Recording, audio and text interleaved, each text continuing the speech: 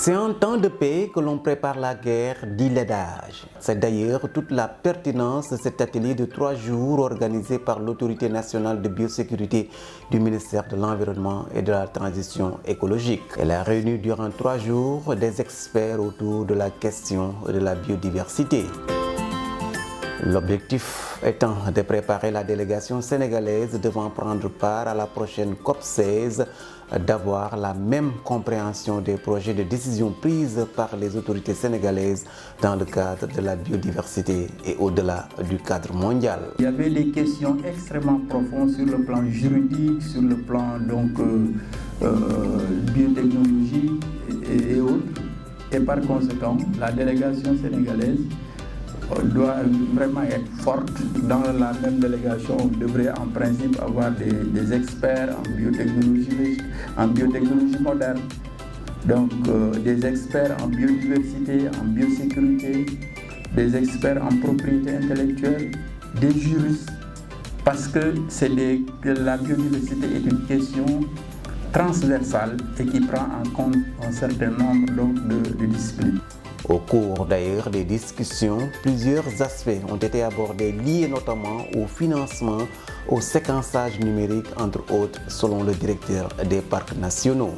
Parce que c'est quand même une grande question. Comment prendre en charge les besoins de financement, de la conservation de la biodiversité, mais aussi des aires protégées. La grande question aussi sur les informations qui vont sortir sur le séquençage numérique de la biodiversité, c'est une question qui n'est pas encore profondément discutée et dont les enjeux sont en réflexion. Qu'est-ce que le Sénégal pense de ça? Ça aussi c'est une question importante autour de laquelle nous avons discuté. Qu'il s'agisse des projets de décision, le protocole de Cartagena ou encore la loi sur la biosécurité, rien n'a été laissé au hasard par les panélistes. 2 groupes ont été institués. Un groupe qui a beaucoup plus travaillé sur les projets de décision de la 16e COP de la Convention sur la diversité biologique, mais un autre groupe qui a particulièrement travaillé sur la prochaine réunion des parties du protocole de Cartagena, mais également la réunion des parties du protocole de Nagoya. Pour cette COP 2016 d'ailleurs, le directeur de l'ANB compte beaucoup sur la participation des jeunes qui constituent selon lui l'avenir, d'où d'ailleurs ce plaidoyer en leur faveur. J'y tiens vraiment à cela parce que nos personnes ressources actuellement sur lesquelles on s'appuie pour pouvoir défendre le Sénégal et dignement, c'est parce que hier, ils ont commencé à participer et à assister à certains événements. Et donc, en s'appuyant sur ces personnes ressources, on devrait aller dans le sens d'encourager la participation des jeunes, même ne serait-ce que pour aller assister tout court. Ce serait une excellente chose parce que ça les prépare, parce que c'est la jeunesse qui doit prendre la relève. Une démarche saluée par les jeunes à travers ce témoignage du coordinateur du chapitre mondial des jeunes qui a pris part à cette rencontre.